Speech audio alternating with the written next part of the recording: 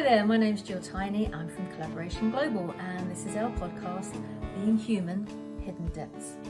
I'm going to be interviewing some of our members from Collaboration Global, and they're going to be sharing with you their extraordinary lives. Although they would probably believe they're just normal, everyday, average humans, but they are extraordinary. A bit like you and me. We all have our story to tell. We've all been through difficult times, and we've come out the other end having learnt an extraordinary amount about ourselves that we can share with others. So I think you'll find lots of things that will resonate with where you've been in your journey as well. I look forward to seeing you on the other side.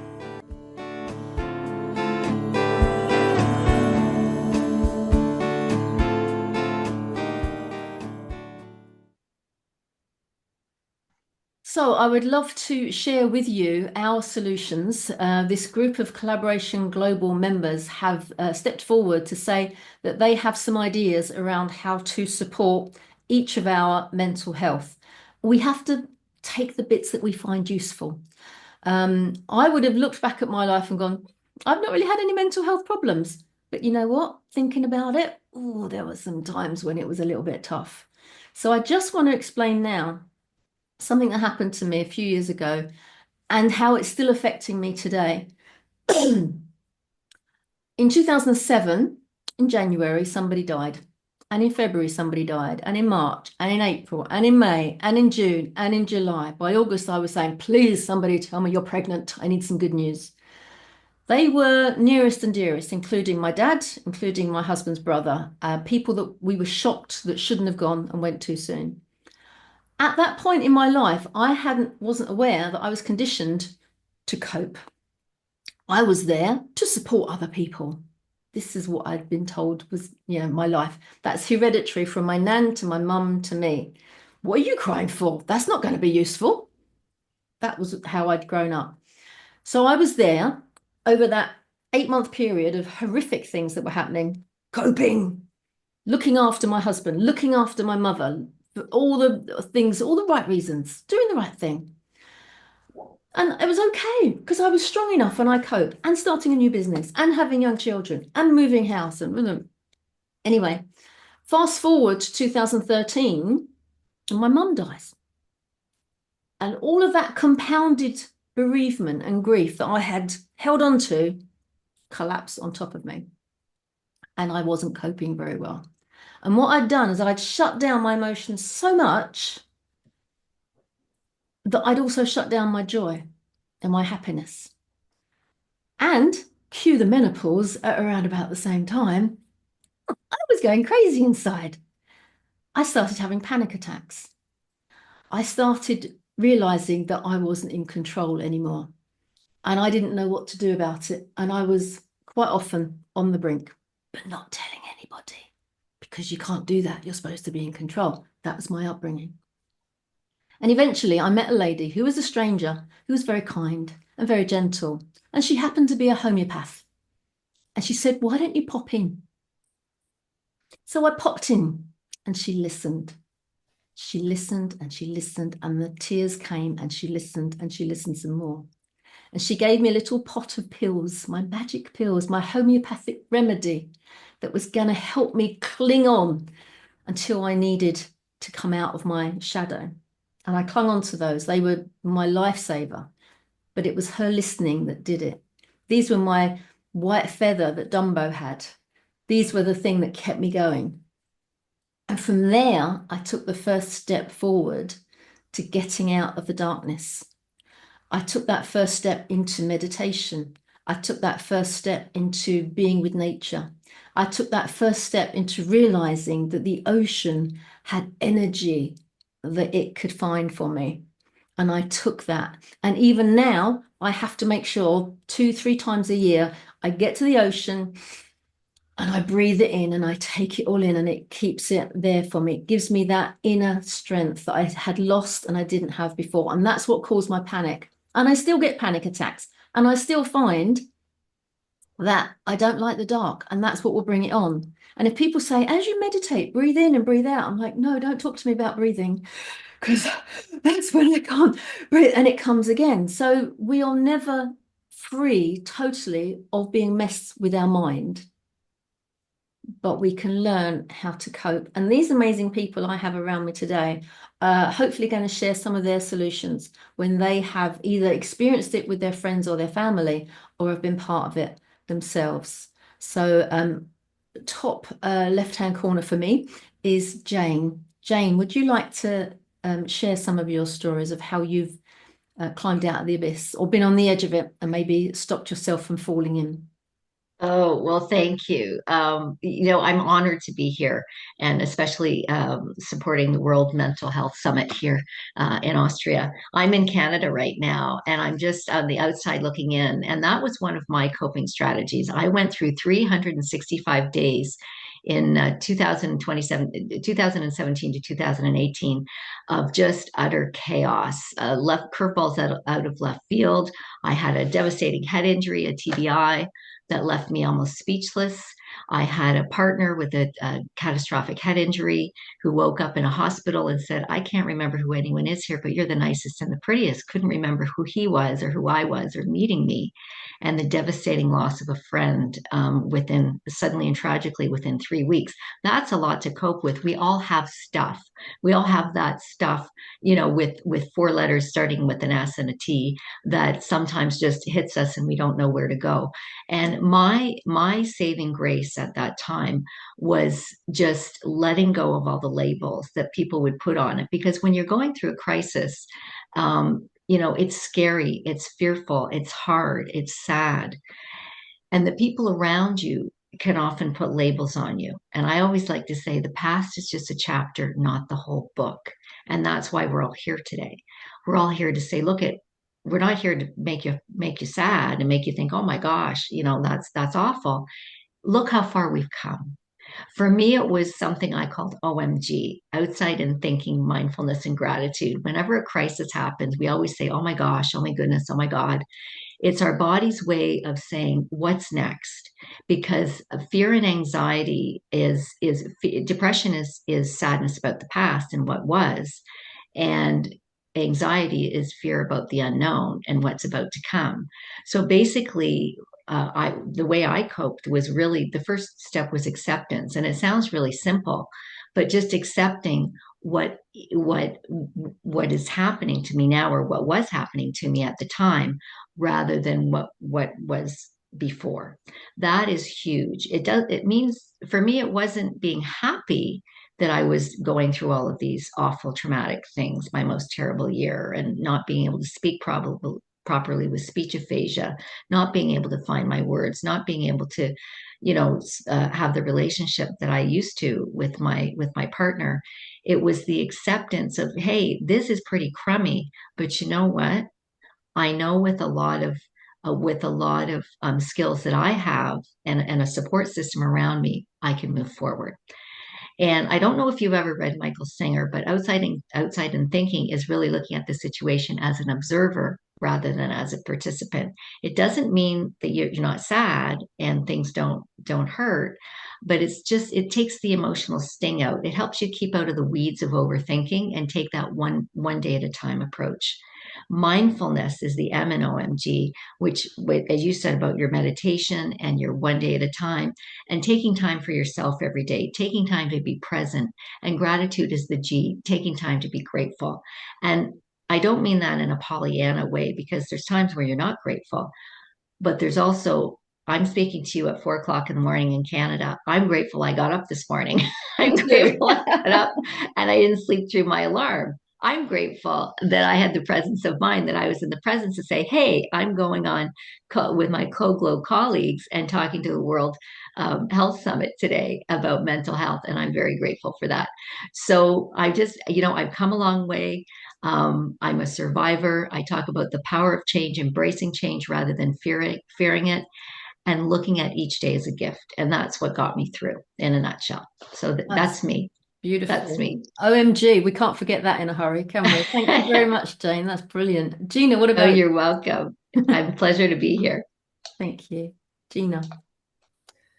We've all had trials and tribulations, and you don't live decades without experiencing those.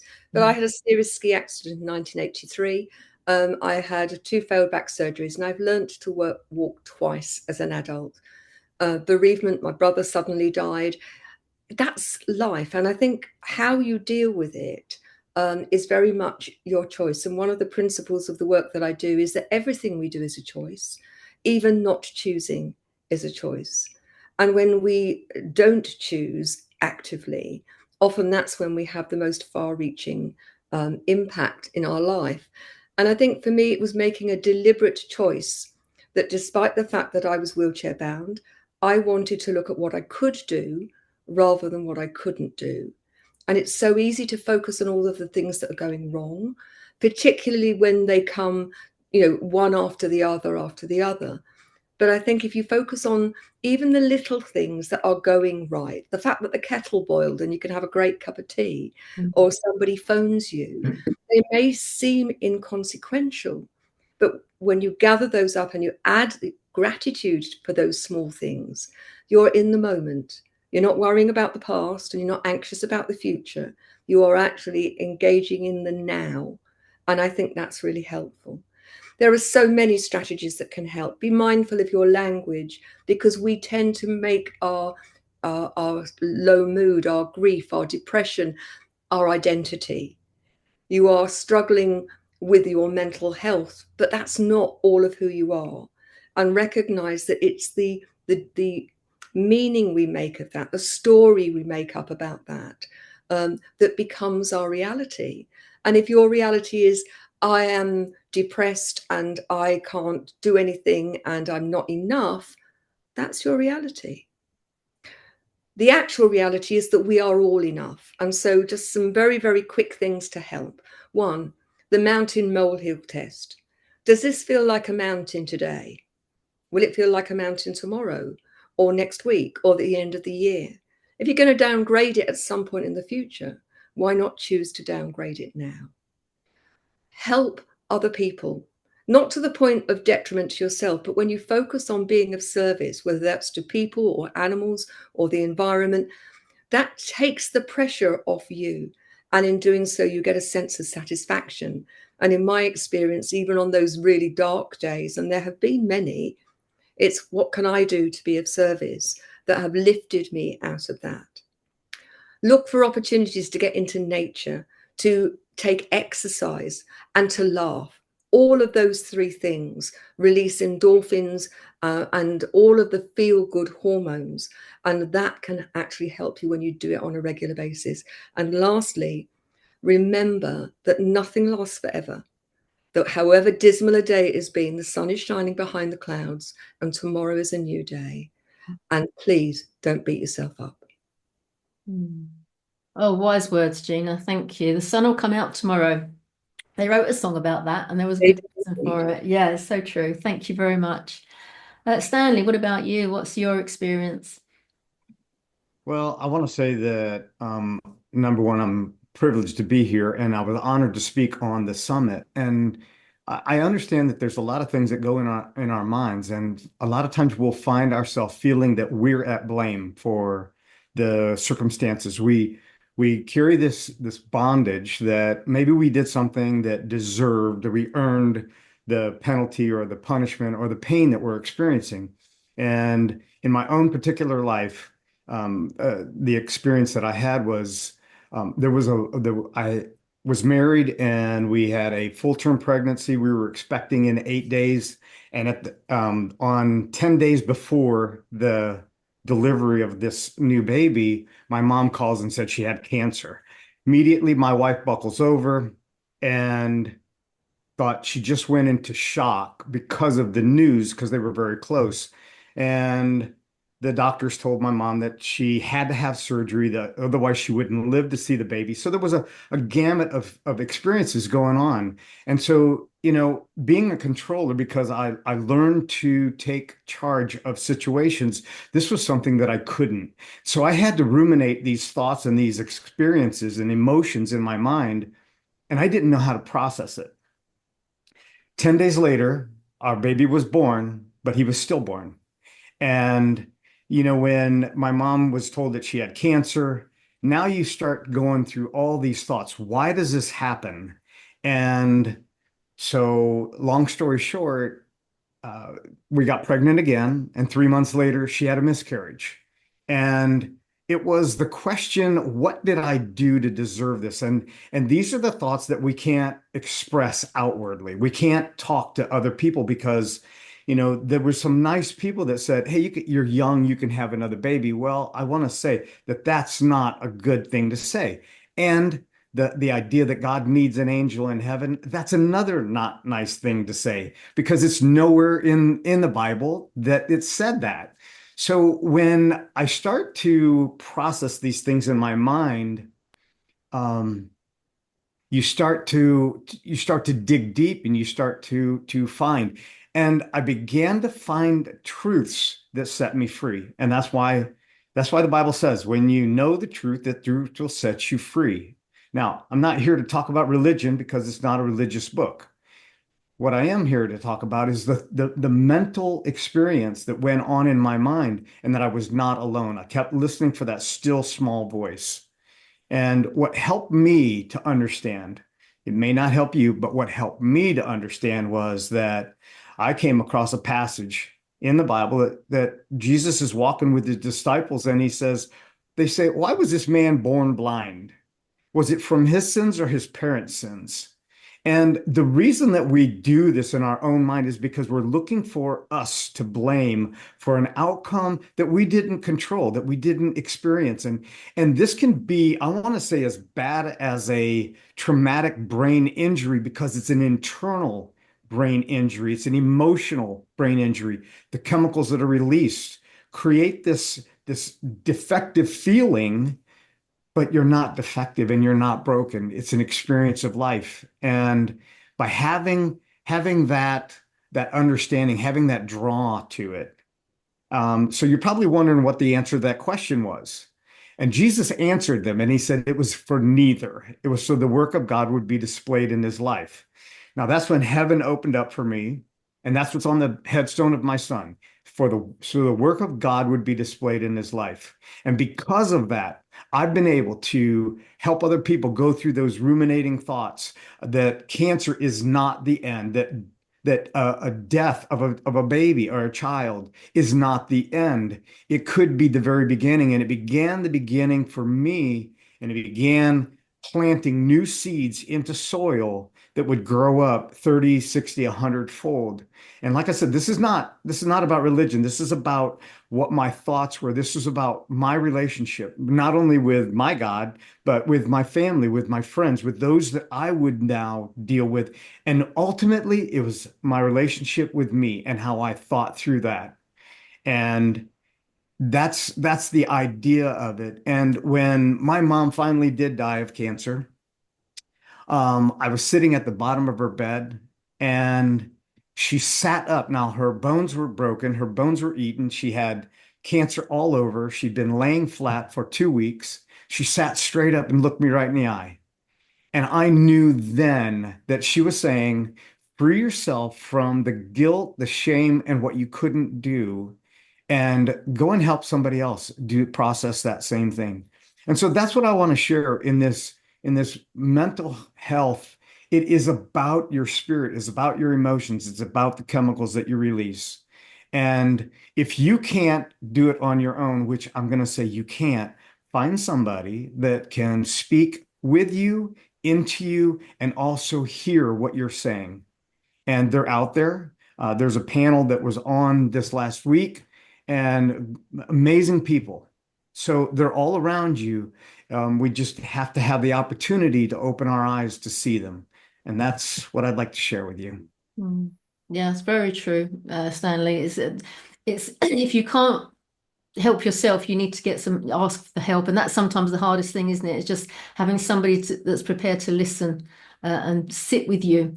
Simon Sinek would say, you sit in the mud with you when somebody's down, so long as you're not pulling them down with you, but somebody just to be there, just to hold you and be there through that time and listen to what you're going through. Thank you.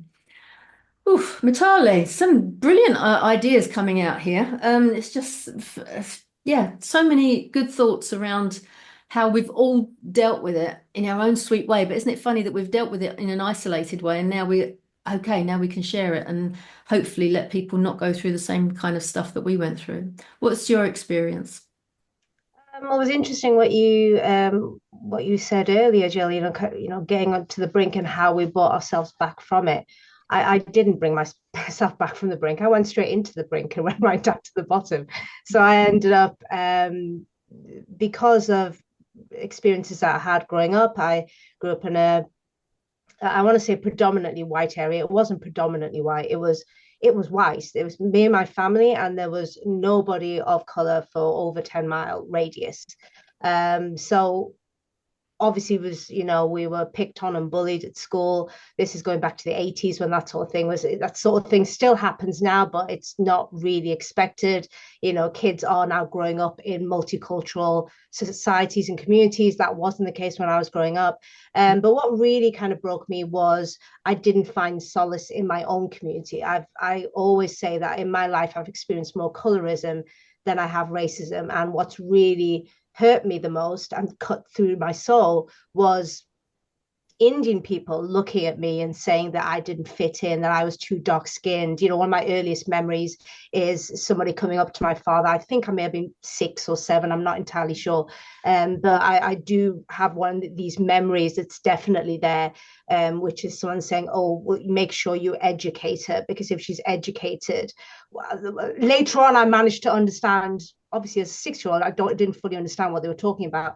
Looking back on it, I think what that conversation was all about is that if she's educated, the fact that she's not very attractive would be overlooked, because you'd be able to get a guy from India to come over for the passport, which is what I now gather it.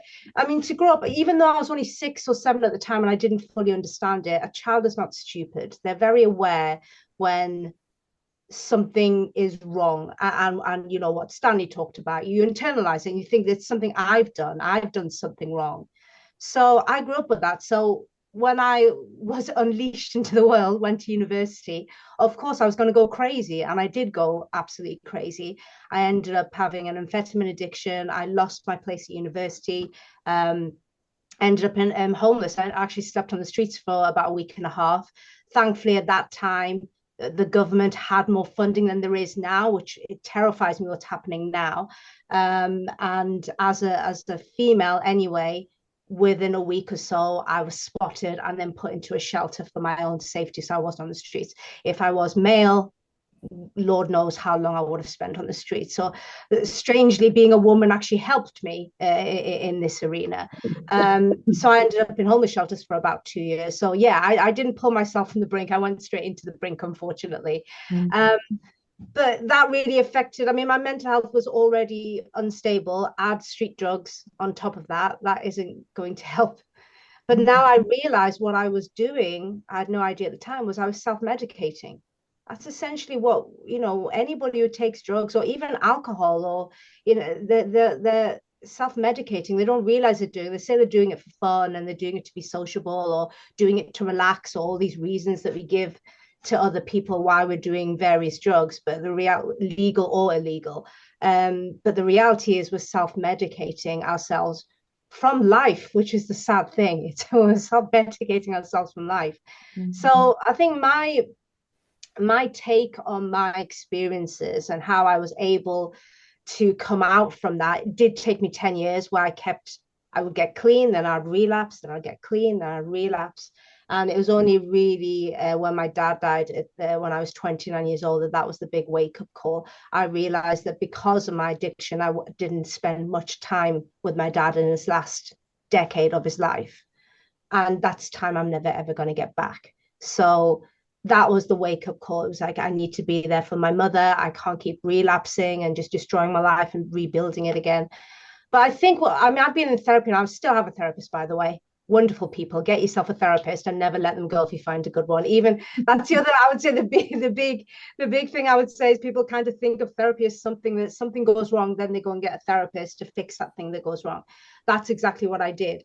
But then what I realized is that you still should see a therapist for the rest of your life, because why would you want to get broken again to go and see a therapist? Wouldn't it? You don't go to the gym after you get fit and then you stay fit by going to the gym. You don't just go, I'm fit now, I won't go to the gym anymore.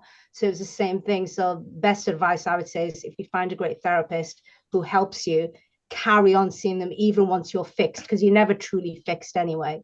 Yeah. But the main thing I learned from therapy, and something that Harold talks about, I think that's why I clicked with Harold when we met, is yes, there's a lot of accountability. You do have to, I think Gina said, how you deal with a problem is about you. But also what I would say to further what Gina says is understanding what is you and what isn't your problem. One thing I learned is that there's too much stock now placed on the individual becoming resilient to everything. We shouldn't be resilient to everything.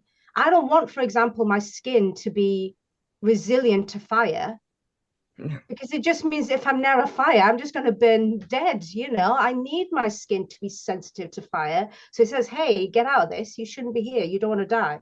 It's the same thing. Like, and Harold talks about this so eloquently, that suicide is seen as something, well, that person was either weak or too traumatized, or all of those things. But also as a society, why have we created a world where people are committing suicide? We need to look at ourselves and not just make it about the person who committed suicide.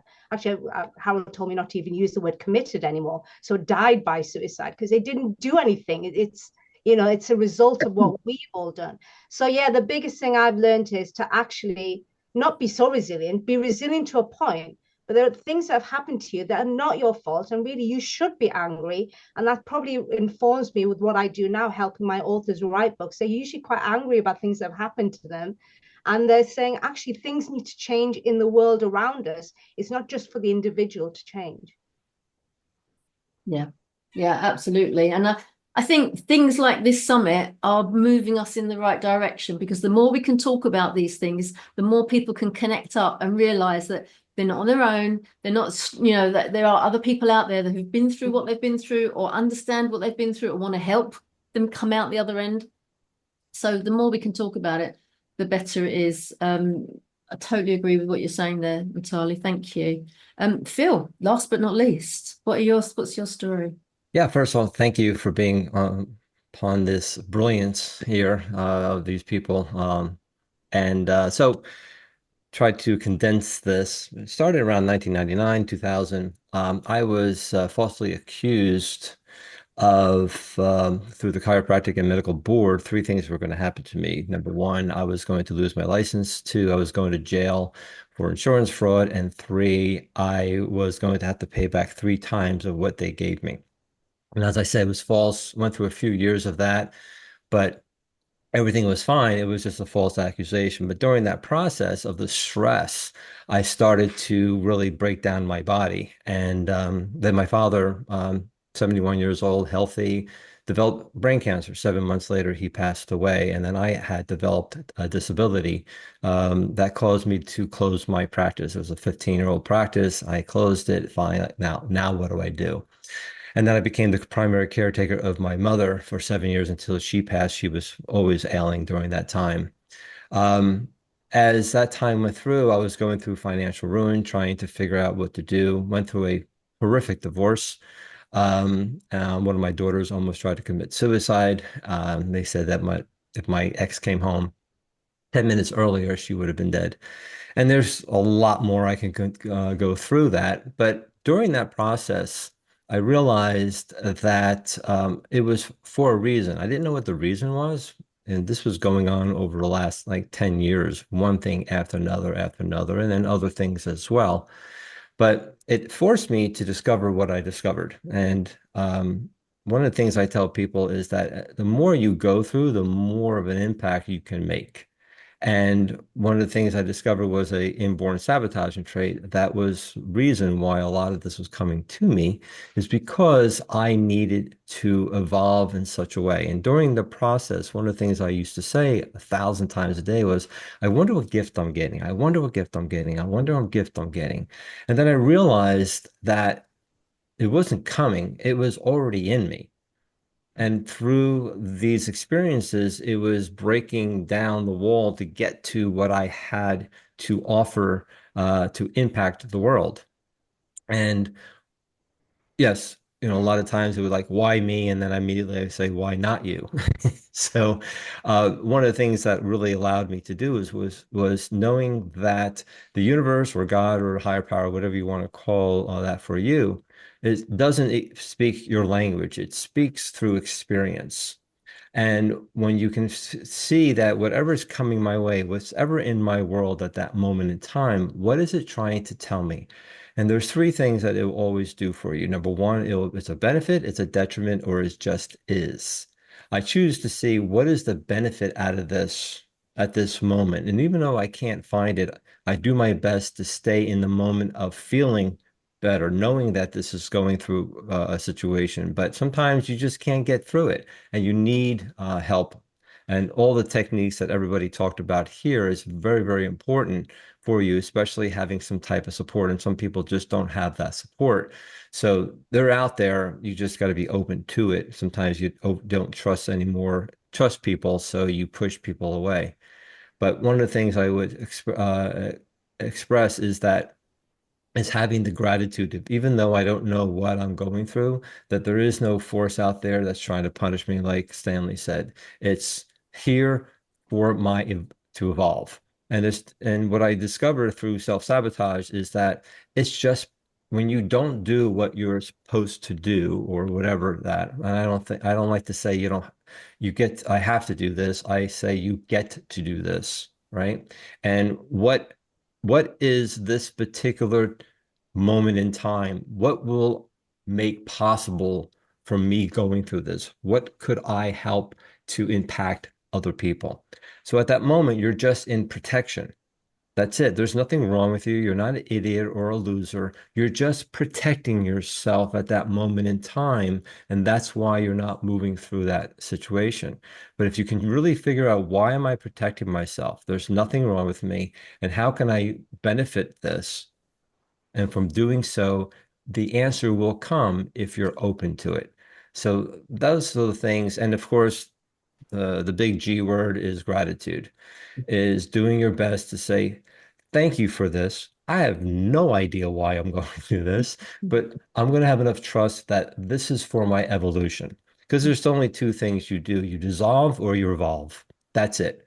They happen at the same time, right? I cannot move forward without detaching from something where I'm at, right? And I cannot evolve without that dissolution. So dissolving and evolving happen at the same time. It's up to you. Which side of the coin do you want to focus on most of the time? And if you want to look at something negative and you want to feel sorry for yourself, that's okay.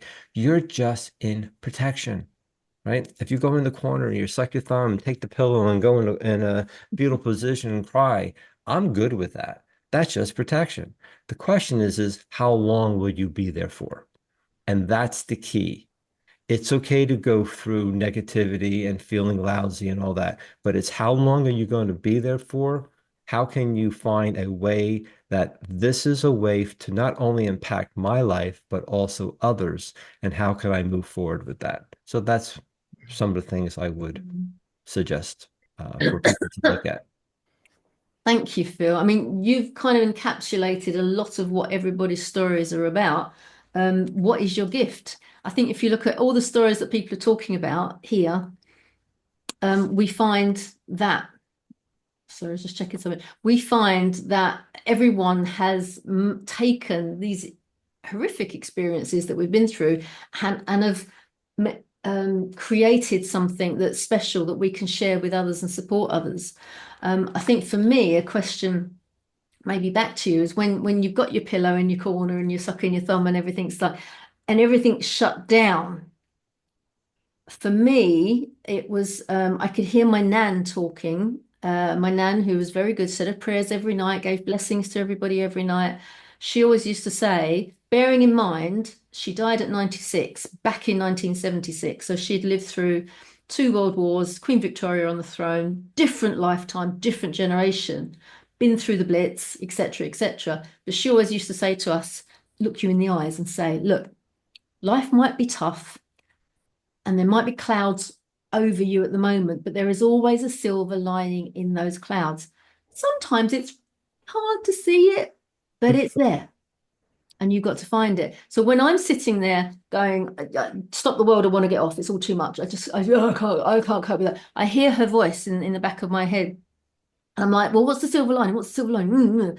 And you could eventually, you can open your eyes a little bit and see that, well, evolve, dissolve and evolve. I mean, that's exactly a beautiful phrase. I want to put that on a t-shirt.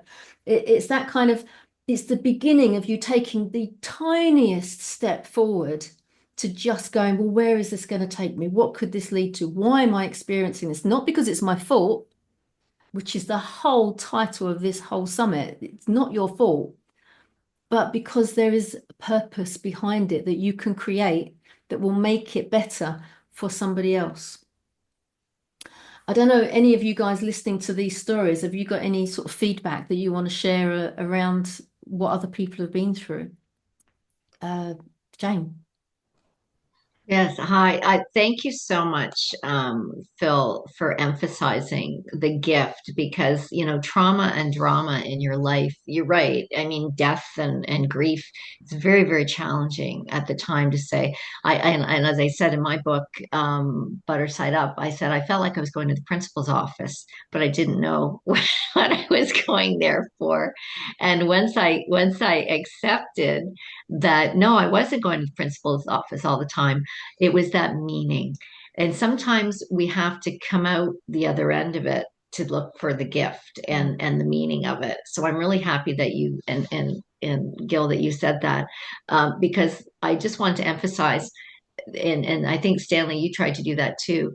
When you go through these difficult things in life, it's not just you that's affected, it's also people around you. And so you're not actually alone. You're going through it. You may think that there's nobody else going through this, but they are. And they're going through it with you but all in different ways. And it's how you respond rather than react to what's happening around you. So I think what we've all tried to do as individuals, and now as a collective, is we've all tried to look at our experiences and say, and find meaning. And that often happens when people go through difficult situations in their life. And it's like a fork in the road. It's like you're either going to go this way and you're going to get stuck, and it's easy to get stuck. And that's what we're all talking about, how to get unstuck and move forward. But there's also then, okay, how do I move forward and clear my path? So thank you for dissolve and evolve. I'm going to borrow that. And I'm going to say, Dr. Phil taught me about dissolving and evolving. So anyway, it's been an absolute pleasure. I really gained a lot from everything that people have said. So that's the gift of being here today. Thanks, Gil, for bringing us all together. You're very welcome. Thank you, Jane. Gina, what were your thoughts? Inevitably, everybody's got a story, and it doesn't matter who you talk to, wherever you go in the world, everybody is experiencing life. And one person's trauma is another person's, that's an ordinary day. Yeah. And I think that we so often, the news this morning is people facing another hurricane. It's 2 weeks since the last one, and you can only imagine what they're going through. And I think one of the problems that we have is that we tend to create almost a grading. This is my trauma, and my trauma is bigger than your trauma, and it's more important than your trauma. And the reality is, it doesn't matter what other people are going through. If you're finding it a challenge, then it's your challenge. But ultimately, it's your decision whether, as Phil says, you stay in the corner with your thumb in your mouth and you in the fetal position for a few minutes, a few days, a few years. So how do you then choose when you're feeling desperate? How do you choose? How do you move yourself when everything feels so monumental? And I think you can't eat an elephant in one sitting, or if you're Mitali, you can't eat a whole field of corn in one sitting because she's a vegan. But mouthful by mouthful, you can do it. So I think if you're going through real challenges, break the day into, how am I feeling in this moment now? Can I, in this moment now, find something that is going well? Because we tend to generalize, everything in my life is going bad. So find one thing and be grateful for that. And then think, well, okay, what can I do in the next 5 minutes that will lift my mood? Whether that's watching something on YouTube or TikTok that will make you laugh, or phoning a friend. And I do think that the looking outwards rather than looking in at yourself when everything feels desperate is a really good thing to do. Now, that doesn't mean that you don't have to do the deep dive work, but you need to be resourced to do that. And so how can you look outward and perhaps phone a friend or do a random act of kindness for someone that will actually make you feel better? And then think, well, what can I do in this day? And I think there are two other things I'd like to say.